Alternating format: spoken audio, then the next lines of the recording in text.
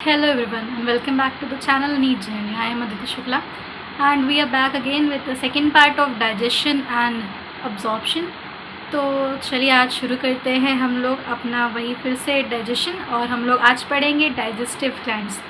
तो चलो सब लोग अपनी अपनी एनसीईआरटी निकाल लो। मैंने भी अपनी एनसीईआरटी निकाल ली है ताकि मैं आपको इन्फॉर्म कर सकूं किस लाइन में क्या इंपॉर्टेंट है और हम लोग क्या क्या पढ़ेंगे। So do not forget to take your NCERT and pen with you and also जो नए हैं इस चैनल को सब्सक्राइब करना ना भूलें। Let's start with digestive glands now. So पहली लाइन के according the digestive glands associated with alimentary canal include the salivary glands, liver and pancreas. You can see here, यहाँ पे दिया हुआ है कि जो ग्लैंड्स हमारे डाइजेशन के प्रोसेस में डायरेक्टली इन्वॉल्व होते हैं उनको हम लोग बोलते हैं क्या? उनको हम लोग बोलते हैं डाइजेस्टिव ग्लैंड्स। और जो ग्लैंड्स हम लोग के डाइजेशन में इनडायरेक्टली इन्वॉल्व होते हैं उनको हम लोग बोलते हैं accessory glands, accessory digestive glands. लिख लेना, उनको हम लोग बोलते हैं एक्सेसरी। स्टाइलस का थोड़ा सा इशू है तो राइटिंग को माइंड मत करना, मैं इरेज करती रहूँगी ताकि आप लोग ध्यान दे सकें। खैर आगे बढ़ते हैं। हमारे सलाइवरी ग्लैंड्स कौन कौन से होते हैं? हमारे सलाइवरी ग्लैंड्स होते हैं, यहाँ पे दिया हुआ saliva is mainly produced by 3 pair of salivary glands. The parotid gland जो होते हैं हम लोग की चीक्स के साइड सिचुएटेड होते हैं। फिर बात होगी सब मैक्सिलरी और सब मैंडिबुलर। सब मैक्सिलरी और सब मैंडिबुलर ग्लैंड्स मैंने पहले बताया था कि मैक्सिमम प्रोडक्शन ऑफ सलाइवा इन्हीं के थ्रू होता है और ये लोग हम लोग के लोअर जॉ में प्रेजेंट होते हैं। फिर बात करते हैं सब लिंगुअल ग्लैंड्स की। एज द नेम सजेस्ट, टंग को हम लोग लिंगुआ भी बोलते हैं और जैसे कि नाम बताता है सब लिंगुअल मतलब बिलो द टंग। ये ग्लैंड्स जो होते हैं हम लोग के टंग के बिलो सिचुएटेड होते हैं। यू शुड मार्क इट कि these are situated just outside the buccal cavity, secrete salivary juice into the buccal cavity. उसके बाद यहाँ पे नोट कर लेना, parotid is for cheek, submaxillary is lower jaw, and then sublingual is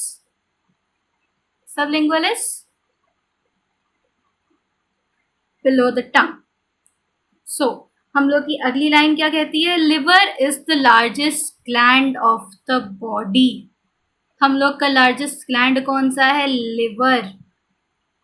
you should mark it. और largest organ क्या होता है? मैंने इससे पहले वाले वीडियो में बताया था कि लिवर हमारे बॉडी का लार्जेस्ट ग्लैंड है और स्किन हमारे बॉडी का लार्जेस्ट ऑर्गन है, याद रखिएगा। वे कितना होता है लिवर का? It is 1.2 to 1.5 kg in adult humans. Liver इकलौता ऑर्गन होता है जिसमें स्टेम सेल्स प्रेजेंट होते हैं और इसी के पास रीजनरेटिव पावर होता है। हमारे हार्ट के पास स्टेम सेल्स नहीं होते, हमारे इंटेस्टाइन के पास स्टेम सेल्स नहीं होते, हमारे किडनी के पास स्टेम सेल्स नहीं होते, लेकिन हमारे लिवर के पास स्टेम सेल्स होते हैं।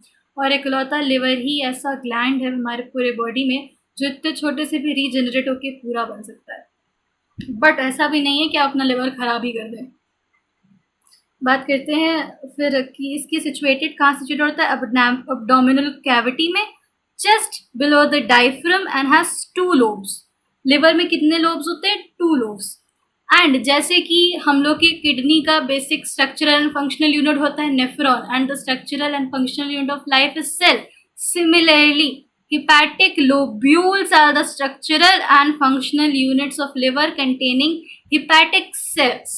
हेपैटिक सेल्स का अरेंजमेंट कैसे होता है? हेपैटिक सेल्स का अरेंजमेंट कॉर्ड लाइक होता है, कॉर्ड की तरह प्रेजेंट होते हैं हेपैटिक सेल्स लिवर में। उसके बाद अगर यहाँ पे सेल्स की बात कर दी तो जैसे लोब्यूल है, कोई भी हेपैटिक लोब्यूल तुम्हारा हो गया, उसके ऊपर एक कैप्सूल लाइक कवरिंग होगा। तो इस capsule like covering connective sheet tissue से बना होता है, इसको बोलते हैं Glisson's capsule. It is a thin connective tissue sheet called Glisson's capsule. उसके बाद बात करते हैं the bile secreted by the hepatic cells passes through the hepatic ducts and is stored and concentrated in thin muscular sac called the gallbladder. तो यहाँ से हम लोग का क्या निकल आया, गॉल ब्लैडर का फंक्शन। गॉल ब्लैडर का फंक्शन क्या होता है बॉडी में? गॉल ब्लैडर का फंक्शन होता है storage and concentration of bile juice, जो कि सिक्रीट होता है लिवर से, और कॉन्सेंट्रेशन कहाँ होता है? गॉल ब्लैडर में। नेक्स्ट पेज पे पढ़ते हैं। अब इस डायग्राम की बात कर लेते हैं डायरेक्टली, ताकि यहाँ पे हम लोग डक्ट्स मार्क कर सकें। तो पहली चीज तो ये कि यहाँ पे दिया हुआ है the hepatic duct from the liver forms the common bile duct. Common bile duct क्या होता है? Gastric duct, cystic duct plus hepatic duct. यहाँ पे आपको दिख जाएगा ये जो सिस्टिक डक्ट है प्लस हेपेटिक डक्ट, ये हो गया कॉमन बाइल डक्ट। मैंने मार्क कर दिया, आप लोग भी मार्क करते चलिएगा। उसके बाद बात आती है हिपैटोपैनक्रियाटिक डक्ट।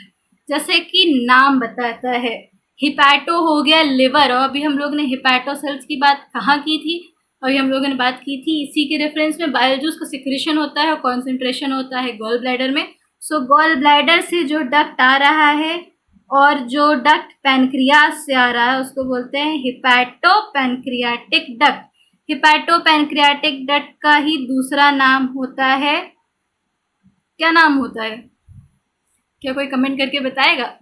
चलिए मैं ही बताती हूँ, स्फिंक्टर ऑफ ओडाई या स्फिंक्टर ऑफ ओडी। यहाँ पे लिखा हुआ है, इसको मार्क कर लें, नीट का क्वेश्चन यहीं से बनता है।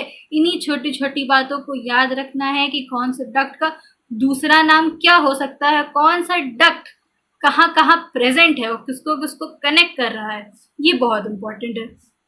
उसके बाद हम बात करते हैं the pancreas is a compound. Focus यहाँ करना है, compound elongated organ situated between the limbs of the C-shaped duodenum। तो अब बात कर लेते हैं पैनक्रियास की। पैनक्रियास को कंपाउंड क्यों बोला गया भाई? तो यहाँ पे लिखा हुआ है कि एक्सोक्राइन एंड एंडोक्राइन। पैनक्रियास जो है वो दोनों ऑर्गन की तरह, दोनों ग्लैंड्स की तरह काम करते हैं। हमारे बॉडी में कैसे ग्लैंड्स प्रोड्यूस होते हैं? पहले तो एंडोक्राइन, फिर दूसरे एक्सोक्राइन, जिनको हम लोग डक्टलेस या डक्ट ग्लैंड्स बोलते हैं। तो बात करते हैं एंडोक्राइन की। तो हमारे पैनक्रियास से क्या रिलीज होता है? इंसुलिन। और इंसुलिन का काम क्या होता है? इंसुलिन हार्मोन है जो हमारे ब्लड शुगर को कंट्रोल करने में हेल्प करता है। फिर दूसरी चीज क्या रिलीज होती है जो कि एंडोक्राइन नहीं है, एक्सोक्राइन है, पैनक्रियाटिक जूसेस, जिसमें बहुत सारे सिक्रीशंस होते हैं और उस पोर्शन को हम लोग एक्सोक्राइन इंक्लूड करते हैं। तो इसीलिए यहाँ पे दिया हुआ है जैसे कि the exocrine portion secretes an alkaline pancreatic juice containing enzymes, and the endocrine portion secretes hormones such as insulin and glucagon। ठीक, इंसुलिन आपका रिलीज होता है बीटा सेल से, ग्लूकागॉन रिलीज होता है अल्फा सेल से, और सोमैटोस्टैटिन का भी यूज होता है जो कि मेलेटोनिन रिलीज करता है, वो रिलीज होता है आपके डेल्टा सेल से, और एफ सेल का भी यूज होता है, बट वो हम लोग अभी यहाँ पे नहीं पढ़ेंगे, उसका कोई ऐसा नीड है नहीं, वो हायर लेवल पे काम आता है। बट स्टिल आपको पता होना चाहिए कि pancreas is the only organ जो कि कंपाउंड या मीजोक्राइन है, यानी कि एक्सोक्राइन या एंडोक्राइन दोनों तरीके से वो फंक्शन करता है, हार्मोन और अदर सिक्रेशंस दोनों प्रोड्यूस करता है। उसके बाद बात करते हैं, अभी मैंने आपको बताया था इस डायग्राम में भी कुछ कुछ इंपॉर्टेंट पॉइंट्स हैं जो मैं लिखवाती जाती हूँ, आप सब लोग लिख लो। लेट्स चेंज द कलर, कौन सा कलर रखें भाई? पर्पल कर देते हैं, पर्पल इज नाइस। सो हमारा duct from gall bladder is cystic duct. उसके बाद बात करते हैं पैनक्रियास की। यहाँ पे ये होता है एंडो प्लस एक्सो, दोनों लिख लेना। एंडो में आपका एल्कलाइन पैनक्रियाटिक जूस का नेचर क्या होता है? एल्कलाइन। उसके बाद फिर हम लोग का जो ducts from liver, common hepatic duct, common bile duct, duodenum, यहाँ पे प्रेजेंट होता है आपका हेपेटोपैनक्रियाटिक डक्ट जिसको बोलते हैं स्फिंक्टर ऑफ ओडाई। और क्या इम्पोर्टेंट है इसमें? तो ये इम्पोर्टेंट है भाई। फिर आगे बात करते हैं डाइजेशन ऑफ फूड। चैप्टर का नाम ही है डाइजेशन एंड अब्जॉर्प्शन।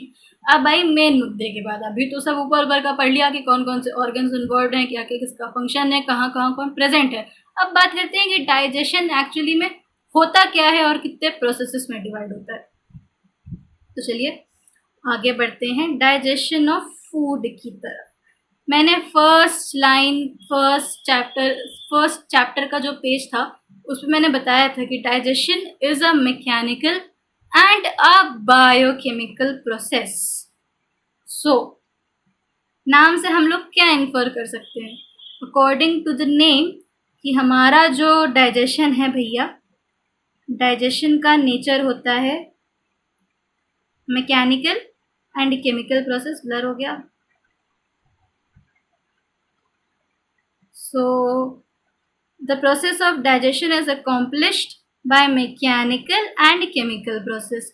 मैंने मैकेनिकल प्रोसेस का नाम भी बताया था। मैकेनिकल प्रोसेस का नाम होता है मैस्टिफिकेशन ऑफ फूड, यानी कि हम लोग के जो टीथ हेल्प करते हैं उसको च्यूइंग या सलाइवा मिक्स होता है, जो भी प्रोसेस होता है हमारे ब्यूकल कैविटी में उसको बोलते हैं मैस्टिफिकेशन ऑफ फूड।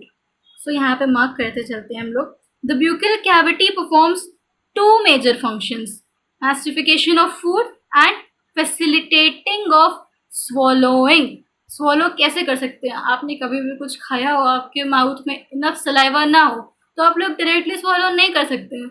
जो सलाइवा होता है वो फूड का स्वॉलोइंग को बहुत इजी लुब्रिकेशन प्रोवाइड करता है ताकि वो अच्छे से स्वॉलो हो सके, अटके ना ईज़ोफेगस में, आपको सांस लेने में दिक्कत ना हो या खाना अटके ना। आगे हम लोग रीड करते हैं line to line and mark करते रहेंगे। जो जो मैं मार्क कर रही हूँ, जो जो मैं बोलती जा रही हूँ, आप लोग लिखते रहिए। स्टाइलस का थोड़ा सा इशू है तो मैं लिख नहीं पा रही हूँ, बट आपको लिखते रहना है। डू नॉट फॉरगेट कि हाँ ये बहुत इंपॉर्टेंट है, नीट सर पर है। So let's read the second line. The teeth and the tongue with the help of saliva masticate and mix up the food thoroughly. Mucus in saliva helps in lubricating and adhering the masticated food. Adhering मतलब चिपका देना। Masticated food particles in a bolus. किसमें form करता है, bolus में। The bolus क्या होता है, बोलस याद रखना, बोलस, काइन, काइल, कुछ बहुत इंपॉर्टेंट टर्म्स हैं जो आप लोग को याद होने चाहिए। The bolus is then conveyed into the pharynx and then into the esophagus. Esophagus, food pipe, by swallowing और deglutition. Deglutition को दूसरा नाम swallowing है या swallowing का दूसरा नाम deglutition है। दोनों एक दूसरे के सिनोनिम्स हैं और दोनों का मतलब सेम होता है। मुंह से लेके esophagus तक जो हम लोग खाना swallow करते हैं उसको deglutition बोलते हैं। The bolus further passes down the esophagus by successive waves of muscular contractions is called peristalsis. तो चलिए एक छोटा सा डायग्राम ड्रॉ करते हैं। मैंने बताया जैसे कि स्टाइलस का इशू है, बट स्टिल देखते हैं। ये आपका ईजोफेगस है और फूड यहाँ से जाएगा, यहाँ पे कॉन्ट्रैक्शन होगा, यहाँ पे रिलैक्सेशन चल रहा है। जैसे जैसे नीचे जाएगा वैसे वैसे रिलैक्सेशन और कॉन्ट्रैक्शन होता रहेगा। नीचे जा रहा है, नीचे जा रहा है, नीचे जा रहा है, शेप चेंज हो रहा है, बट वो मूवमेंट होता रहेगा। ईजोफेगस का शेप चेंज नहीं होगा। तो इसी मूवमेंट को हम लोग पेरिस्टालिसिस बोलते हैं और ये बहुत इंपॉर्टेंट चीज़ है। The waves of muscular contractions is called peristalsis. ये हमारे डाइजेशन का दूसरा या तीसरा स्टेप है। आप इसको पहला स्टेप मान लो, मैस्टिफिकेशन, दैट इज द च्यूइंग, उसके बाद स्वॉलोइंग, डिग्लूटेशन, उसके बाद जो वेव मूवमेंट होता है फूड का डाउन द फूड पाइप, उसको बोलते हैं हम लोग पेरिस्टालिसिस। अब इसके बाद क्या आएगा, the gastroesophageal sphincter controls the passage of food into the stomach. Gastroesophageal sphincter हम लोगों ने स्टमक की एनाटॉमी में पढ़ा था कि ये जो स्फिंक्टर होता है ये आपके कार्डियक ऑफ स्टमक में ओपन होता है और ईजोफेगस और स्टमक को डायरेक्टली कनेक्ट करता है।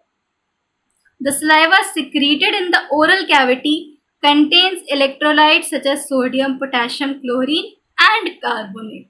ये कुछ बहुत एसेंशियल का इलेक्ट्रोलाइट्स जो हमारे बॉडी में प्रेजेंट होते हैं, बहुत सारे प्रोसेसेस में हेल्प करते हैं और सलाइवा भी इन्हें सिक्रीट करता है और हमारी बॉडी बहुत तरीके से इनको रिप्लेस करती रहती है। सोडियम, पोटेशियम का पंप होता है, आप लोगों ने पढ़ा होगा। एक्शन पोटेंशियल जनरेशन में उसके बाद क्लोराइड शिफ्ट चलती है, बाइकार्बोनेट बफर्स होते हैं, कैसे कैसे क्या रिप्लेस होता है, HCl सिक्रीशन कैसे होता है, सब कुछ आपस में इंटरकनेक्टेड है। उसके बाद बात करते हैं enzymes, salivary amylase and lysozyme. तो अब बात करते हैं लाइसोजाइम की। तो भैया ये बताओ, जो लाइसोजाइम है वो कहाँ से सिक्रीट होता है, लाइसोजाइम का सिक्रीशन कहाँ से होता है? तो इसका आंसर मैं नहीं दूंगी, इसका आंसर आप लोग देंगे कमेंट सेक्शन में। The chemical process of digestion is initiated in the oral cavity by the hydrolytic action of carbohydrate splitting enzyme, the salivary amylase.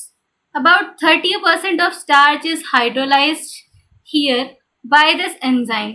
Optimum pH क्या होता है? 6.8 into a disaccharide माल्टोस। मैंने पहले भी बताया था कि हमारे जो डाइजेशन का प्रोसेस होता है वो होता है पॉलीसैकेराइड या डाइसैकेराइड को मोनोसैकेराइड में कन्वर्ट करने आता है कि कॉम्प्लेक्स फूड मटेरियल को सिंपलर फूड मटेरियल में कन्वर्ट कर देना ताकि वो इजीली अब्जॉर्ब हो जाए।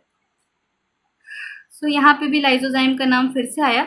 Lysozyme present in saliva acts as an antibacterial agent that prevents infections. अब बात आई इस रिएक्शन की, तो पहले हम लोग लिखते हैं कि ये रिएक्शन कहाँ होती है। ये रिएक्शन होती है बकल कैविटी में।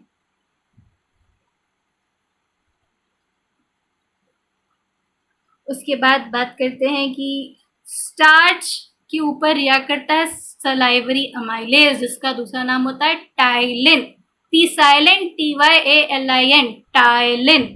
टाइलिन कन्वर्ट कर देता है स्टार्च को माल्टोज में। स्टार्च होता है आपका पॉलीसैकेराइड, पॉलीसैकेराइड से डाइसैकेराइड में कन्वर्जन हो जाता है। उसके बाद the mucosa of stomach has gastric glands. Gastric glands की बात अभी हम लोगों ने की थी, कौन कौन से होते हैं गैस्ट्रिक ग्लैंड जो म्यूकोसा में प्रेजेंट होते हैं? वो होते हैं गॉबलेट सेल्स। गॉबलेट सेल्स का काम क्या होता है? गॉबलेट सेल्स का काम होता है mucus secretion. Gastric cells have three major types of cells, namely mucous neck cells which secrete mucus, peptic or chief cells which secrete proenzyme pepsinogen, and parietal or oxyntic cells which secrete HCl and intrinsic factor. तो ये जो mucus नेक sales हैं इनका नाम दूसरा होता है goblet cells. लिख लेना सब लोग, इनका नाम होता है गॉबलेट सेल्स। उसके बाद बात करते हैं The stomach store foods for 4 to 5 hours. हमारे पेट में जो खाना स्टोर होता है वो 4 से 5 घंटे के लिए ही होता है बस। The food mixes thoroughly with acidic gastric juice of the stomach by churning movements of its muscular wall and is called chyme. तो पहले जो हम लोग का फूड था वो मुंह में गया, सलाइवा से मिक्स हुआ, मैस्टिफिकेशन हो गया, तब क्या बना? तब बना बोलस। और जब स्टमक में जाके गैस्ट्रिक जूसेस के साथ चर्निंग मूवमेंट के साथ जब वो क्रश हो गया बहुत सारा, तो वो बना chyme. The proenzyme pepsinogen on exposure to hydrochloric acid gets converted into the active enzyme pepsin. Pepsinogen पर HCl एक्ट करेगा तो पेप्सिन बन जाएगा। पेप्सिनोजन इनएक्टिव फॉर्म में और पेप्सिन एक्टिव फॉर्म में। पेप्सिनोजन को एक्टिव करने के लिए हम लोग को HCl की रिक्वायरमेंट होती है। Pepsin converts proteins into proteoses and peptones. Peptides में छोटे कंपोनेंट्स में बड़े से छोटा छोटा छोटा छोटा ही करते जाते हैं, क्योंकि हमने जैसे कि बताया था कि डाइजेशन को कॉम्प्लेक्स से सिंपलर में करना है। तो पेप्सिनोजन जो कि इनएक्टिवेटेड था उस पर HCl ने जाके रिएक्ट किया तो वो पेप्सिन बन गया। उसके बाद पेप्सिन जाएगा प्रोटीन से रिएक्ट करेगा तो वो प्रोटियोजेस और पेप्टाइड्स में फॉर्म हो जाएगा। आगे बात करते हैं।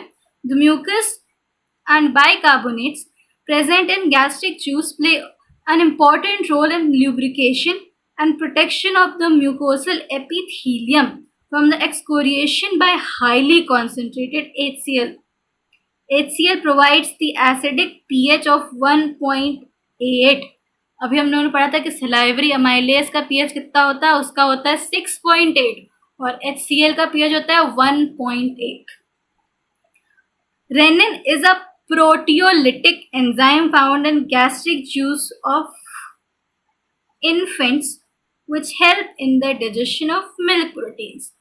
Rennin, RE with double N, rennin, ये प्रोटीन होता है जो कि सिर्फ इन्फेंट से प्रोड्यूस होता है, उसके बाद उसका प्रोडक्शन बंद हो जाता है क्योंकि हम लोग की डाइट बदल जाती है, हम लोग सिर्फ मिल्क को इंजेस्ट नहीं करते हैं तो उसका डाइजेशन में सिर्फ रेनिन का यूज़ नहीं होता है. Small amounts of lipases, lipase suffix और प्रीफिक्स याद रखना, एज लगा है मतलब तोड़ देना, लिपिड को तोड़ने वाला lipase is also secreted by gastric glands.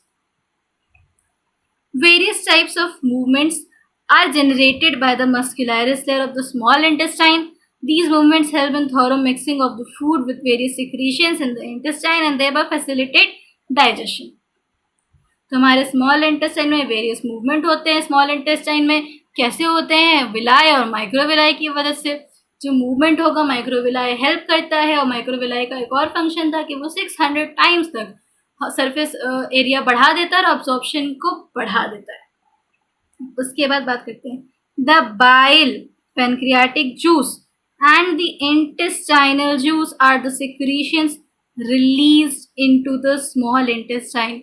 कौन कौन से सिक्रीशंस होते हैं जो डायरेक्टली स्मॉल इंटेस्टाइन में रिलीज होते हैं? वो होते हैं bile, pancreatic juice or intestinal juice.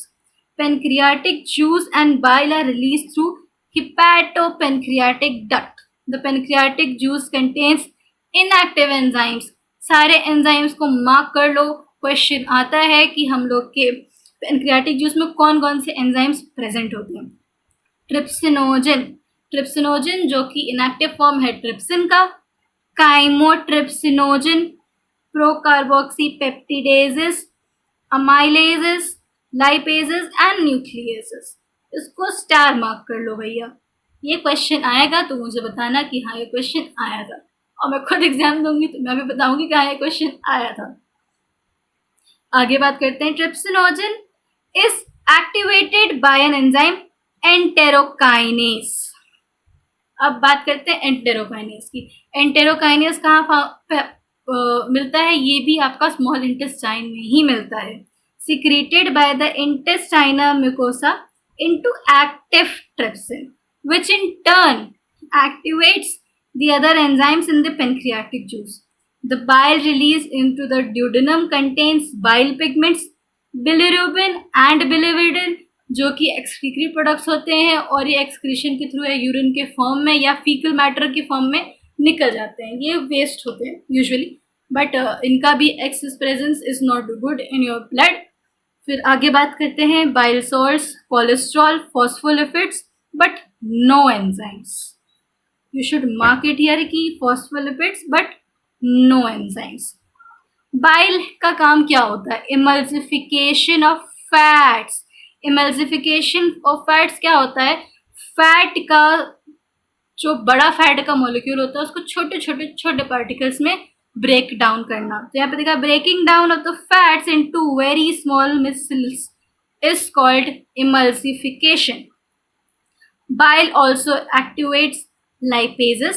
The intestinal mucosal epithelium has goblet cells which secrete mucus.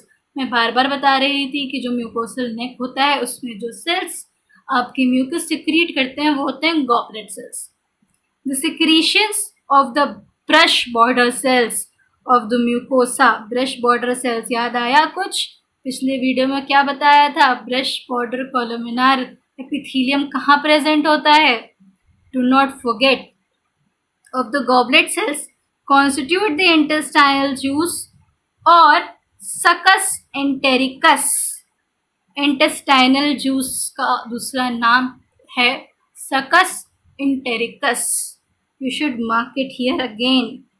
सकस entericus is the other name of intestinal juice. Moving forward, this juice contains variety of enzymes like disaccharidases. ases लगा हुआ है जहाँ पर भी वो break down करेगा. जिस भी कंपोनेंट के आगे एज लगा दिया वो ब्रेक डाउन करेगा sucrose, sucrase, fructose, fructase, maltose, maltase, lactose, lactase, lipid, lipase. बस। This juice contains variety of enzymes like disaccharidases, dipeptidases, lipases, nucleosidases. सब ब्रेक डाउन करेंगे। The mucus along with the bicarbonates from the pancreas protect the intestinal mucosa from acid as well as an alkaline medium. हमारे stomach में क्या use है भाई mucus का? जब इतना सारा HCl इतने कॉन्सेंट्रेटेड फॉर्म में विद pH of 1.8 सिक्रीज होगा तो इंटेस्टाइन और हमारे स्टमक की वॉल्स डैमेज होने के चांसेस बढ़ जाएंगे कि नहीं? तो हम लोग का जो म्यूकस सिक्रीट होता है गॉबलेट सेल से वो अल्कलाइन होता है नेचर में और प्रिवेंट करता है गैस्ट्रिक वॉल्स को डैमेज होने से। आगे बात करते हैं सब म्यूकोसल ग्लैंड्स। अब आया बहुत इंपॉर्टेंट टॉपिक। एक ग्लैंड होता है ब्रूनर्स ग्लैंड, ये भी मैंने पिछली वीडियो में बताया था।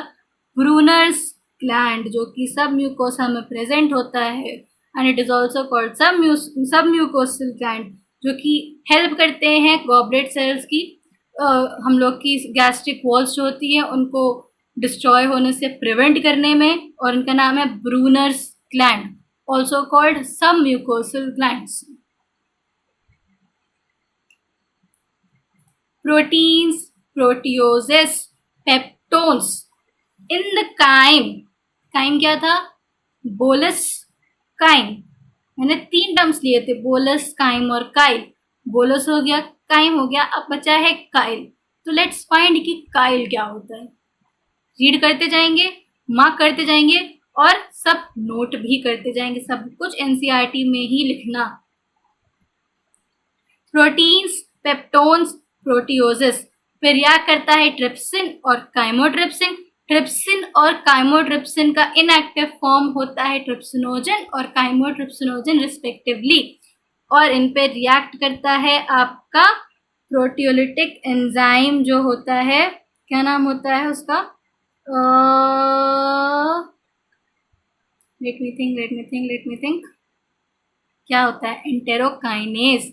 एंटेरोकाइनेज जब रिएक्ट करता है ट्रिप्सिनोजन पे जाके तो वो बनाता है ट्रिप्सिन, जो कि आगे जाके हम लोग के जो और एंजाइम्स होता है उनको भी एक्टिवेट करता है। मैंने अभी लिखवाया था। अब आगे बात करते हैं प्रोटीन्स, पेप्टोन्स, प्रोटियोजेस। ये सब स्टमक, पेप्टोन्स और प्रोटियोजेस स्टमक में प्रेजेंट होते हैं। Amylase, polysaccharide starch, amylase disaccharides. Carbohydrates in the chyme are hydrolyzed by pancreatic amylase. तो अब यहाँ पे ध्यान रखना है कि जो ये वाला स्टार्च है, यहाँ पे जो अमाइलेज प्रेजेंट है ये पैनक्रियाटिक अमाइलेज है, सलाइवरी अमाइलेज नहीं है। Fats are broken down by lipases with the help of bile into di and monoglycerides. Fats पे लाइपेजेस ने काम किया तो वो बने डाइग्लिसराइड्स जो कि फर्दर इमल्सिफाई होंगे और बनेंगे मोनोग्लिसराइड्स में। इसी पूरे प्रोसेस को बोलते हैं emulsification. Nucleases in the pancreatic juice acts on nucleic acids to form nucleotides and nucleosides. Nucleic acid पे रिएक्ट करेगा न्यूक्लियेसेस। न्यूक्लियस मैंने बताया था जिस भी कंपोनेंट के आगे एज लग गया मतलब वो उस कंपोनेंट को तोड़ेगा। न्यूक्लिक एसिड न्यूक्लियस से ब्रेक करेगा, न्यूक्लियोटाइड में बनेगा, न्यूक्लियोटाइड फर्दर न्यूक्लियोसाइड में बनेगा। अब आता है यहाँ से भी बहुत इंपॉर्टेंट क्वेश्चन। ये हम लोग तब पढ़ेंगे जब हम लोग बायोटेक्नोलॉजी पढ़ेंगे, बट ये बहुत बहुत ज़्यादा इंपॉर्टेंट है। न्यूक्लियोटाइड और न्यूक्लियोसाइड दोनों में क्या डिफरेंस होता है और दोनों में क्या इंपॉर्टेंस है, ये ध्यान रखना। और जो भी ये कमेंट बताएगा उसके कमेंट को हम पिन कर देंगे। The enzymes in the succus entericus, succus entericus क्या होता है? intestinal secretions का दूसरा नाम था succus entericus, act on the end products of the above reactions to form respective simple absorbable forms। Digestion की डेफिनेशन फिर से आ गई, कॉम्प्लेक्स से सिंपल फॉर्म्स में ताकि अब्सॉर्ब हो सके easily. These final steps in digestion occur very close to mucosal epithelial cells of the intestine. हम लोग अब यहाँ पे मार्क करते हैं डाइपेप्टाइड पे डाइपेप्टाइडेजेस, माल्टोस किस में ब्रेक डाउन होगा? माल्टेज से ग्लूकोज प्लस ग्लूकोज। लैक्टोज पे लैक्टेज जब एक्ट करेगा तो बनेगा ग्लूकोज प्लस कैलेक्टोज। सुक्रोज पे सुक्रेज ऐड करेगा तो बनेगा ग्लूकोज प्लस फ्रक्टोज।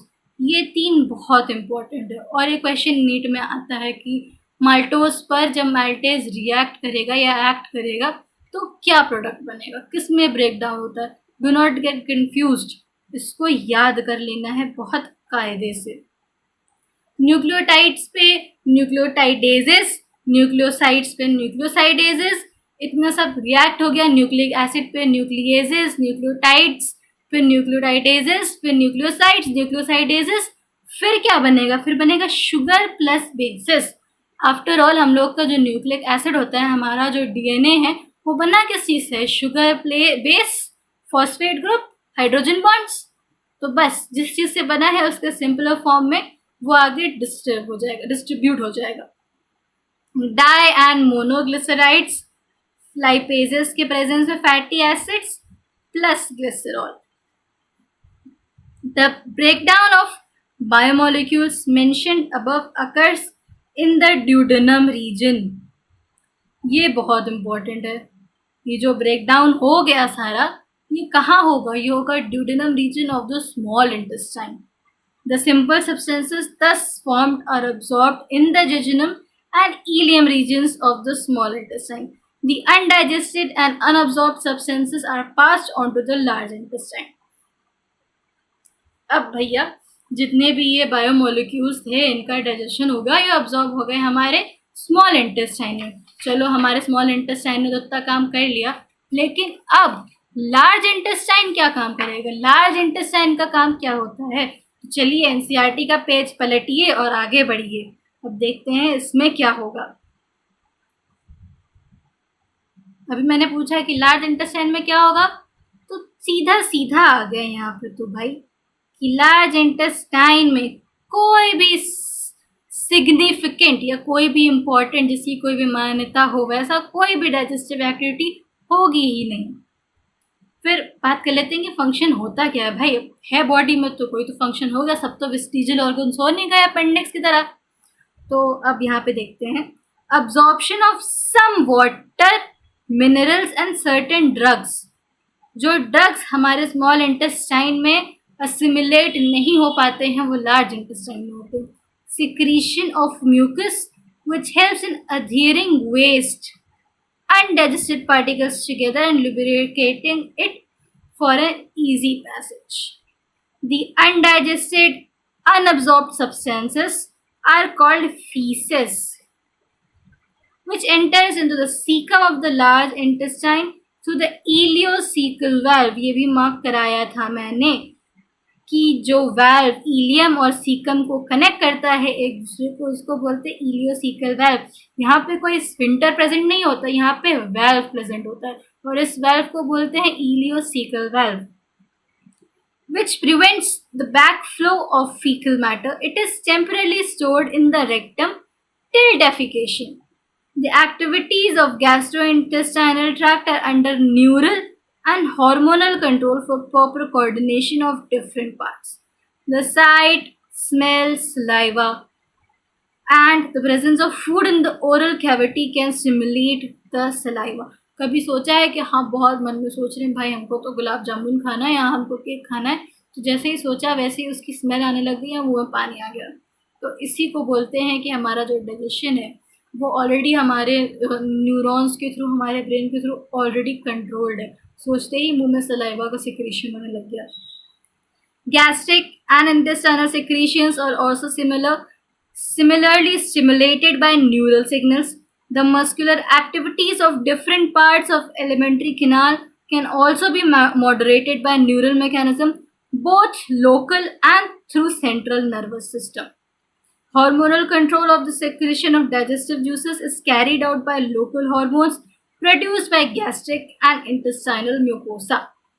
ये बहुत सिंपल सी बात थी इसमें कोई ऐसा बहुत इम्पोर्टेंट नहीं था कि हम लोग कुछ मार्क कर सके, बट हाँ हम लोग याद रखना है कि न्यूरल सिग्नल्स बहुत इम्पोर्टेंट है।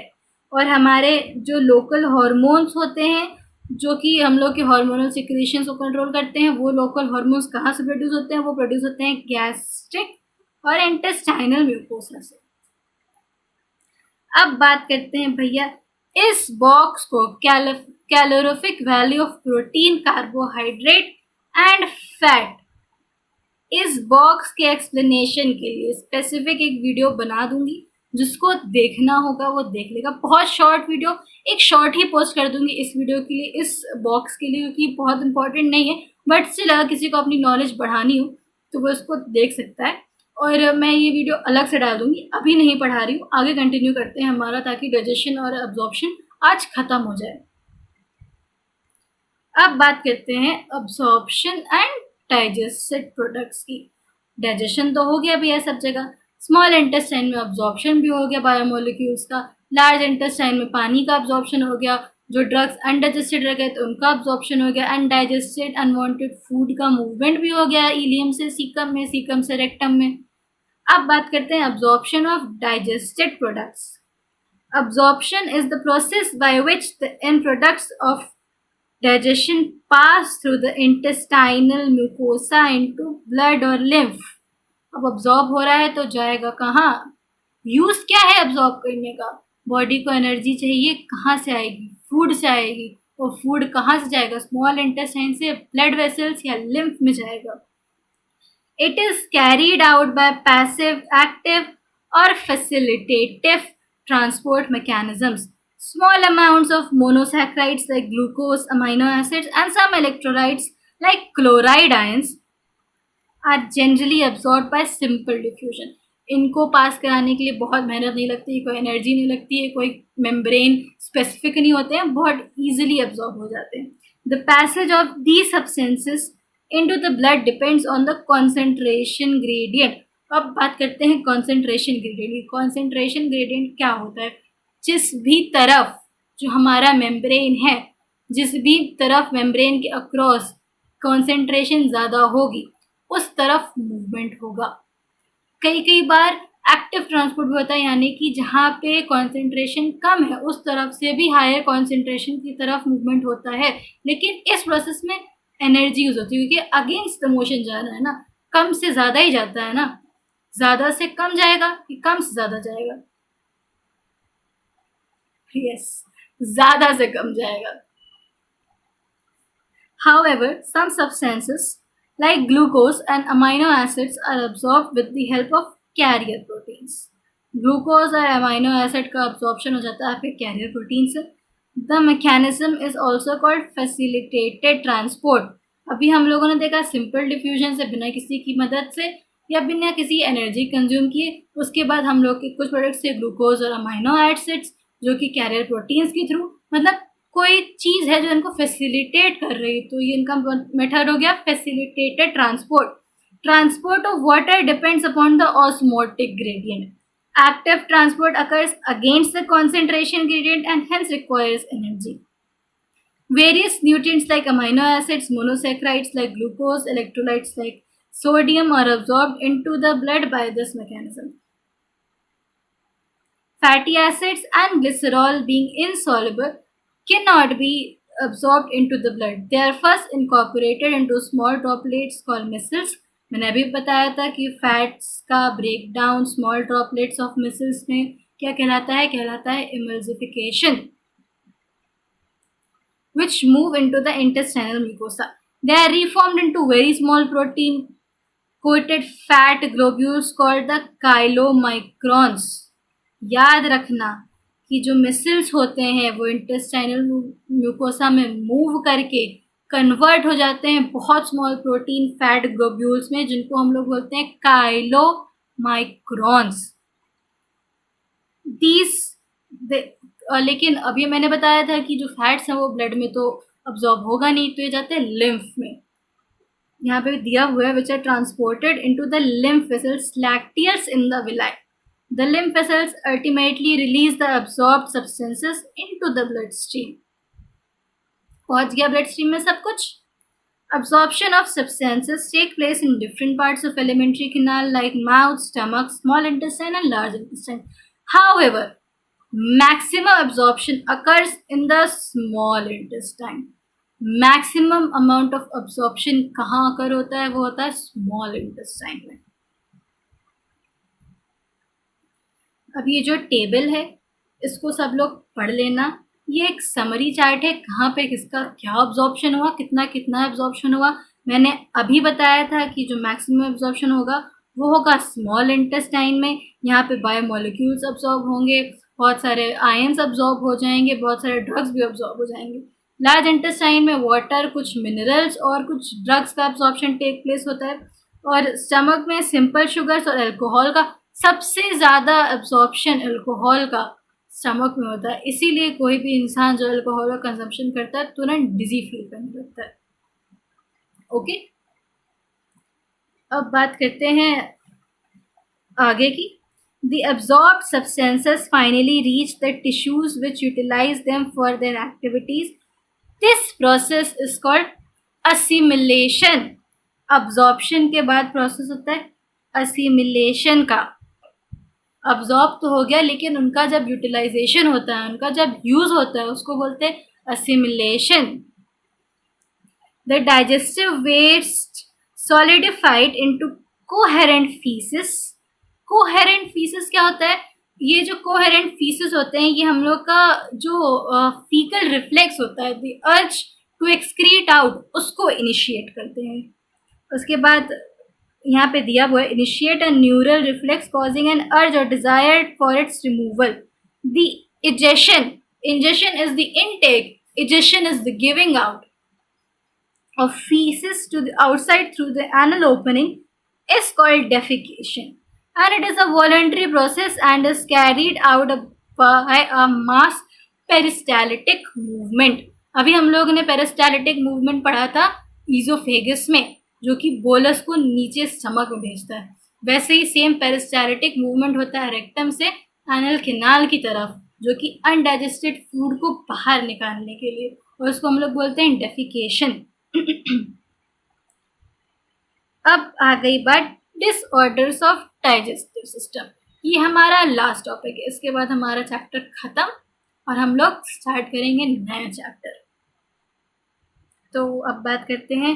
The inflammation of intestinal tract is the most common ailment due to bacterial और वायरल इन्फेक्शन. बहुत बार बाहर का खा लिया, उटपटांग खा लिया, तो इन्फ्लेमेशन, सूजन हो जाती है. The infections are also called by parasites like the intestines like tapeworm, roundworm, threadworm, hookworm and pinworm. जितने भी worms हैं इन सबका नाम, जो सेकेंड नेम है हमारा, जो स्पीशीज का नाम है, उनका नाम सबसे मुझे कमेंट बॉक्स में चाहिए. मैं देखना चाहती हूँ किसको किसको याद है. Jaundice, the liver is affected. Jaundice का नाम सुनते ही सब लोग कहते हैं कि भैया लिवर गया. तो लिवर इज अफेक्टेड. जॉन्डिस में क्या होता है? स्किन और आईज येलो हो जाते हैं. क्यों? क्योंकि बाइल पिगमेंट्स का डिपोजिशन हो जाता है. फिर आती है वॉमिटिंग. वॉमिटिंग एक एंटी पेरिस्टालिटिक मूवमेंट होता है. पेरिस्टालिसिस नीचे होता है, लेकिन ये अगेंस्ट द ग्रेडियंट, ऊपर की तरफ आके सब जितना भी खाना होता है सब बाहर आ जाता है. Is the ejection of stomach contents through the mouth. This reflex action is controlled by vomit center in the medulla. A feeling of nausea precedes vomiting. Diarrhea. Abnormal frequency of bowel movement and increased liquidity of fecal discharge is known diarrhea. It reduces the absorption of food.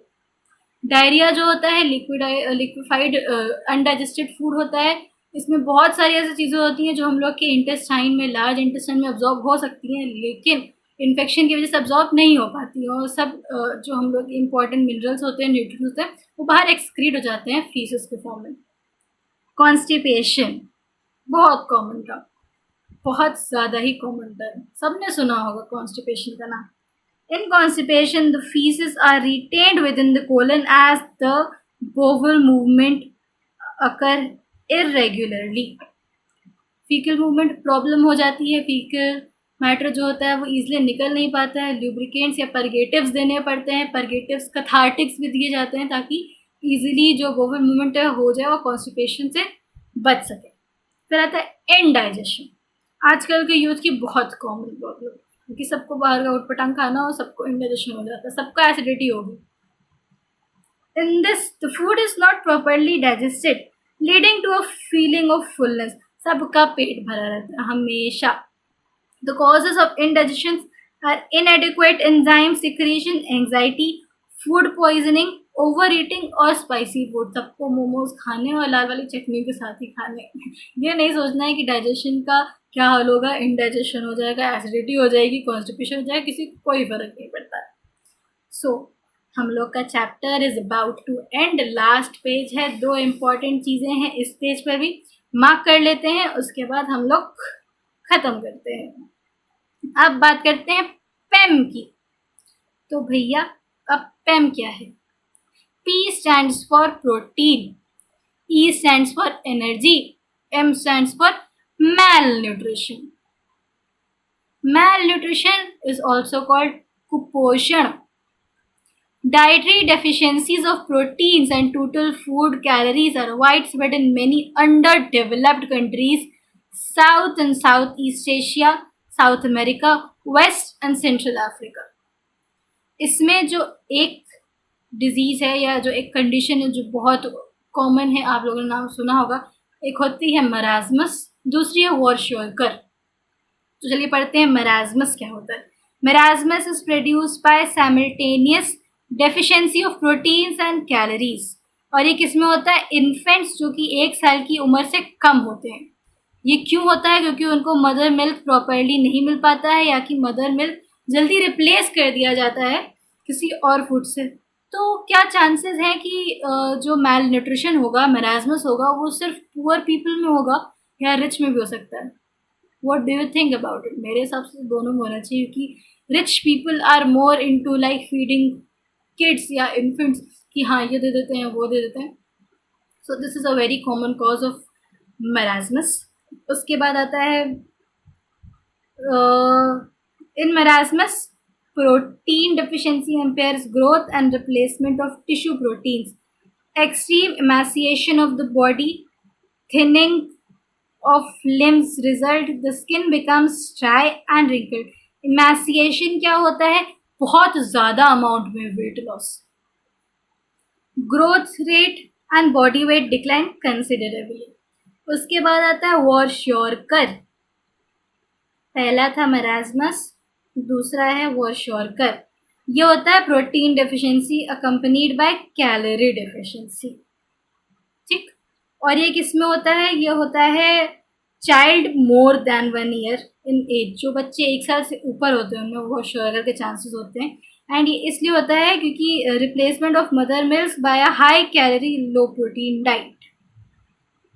Like marasmus, Kwashiorkor shows wasting of muscles, thinning of limbs, failure of growth and vein development. But unlike marasmus, some fats is still left under the skin. Moreover, extensive edema and swallowing of body parts are seen. तो हम लोगों का digestion and absorption यहाँ पे होता है समाप्त, और अब हम लोग शुरू करेंगे नेक्स्ट चैप्टर। मुझे कमेंट बॉक्स में कमेंट करके बताइए कि ह्यूमन फिजियोलॉजी से ही कनेक्ट शुरू किया जाए नेक्स्ट चैप्टर, या हम लोग स्टार्टिंग से शुरू करें एनसीईआरटी के। जो जैसा बोलेगा उस हिसाब से किया जाएगा, और नेक्स्ट वीडियो जल्दी आएगा, इस वीडियो की तरह लेट नहीं होगा। आई होप सब लोग को ये पसंद आया होगा, and thank you for watching. Do not forget to like the video and do subscribe to my channel. Also turn on the notifications. Goodbye.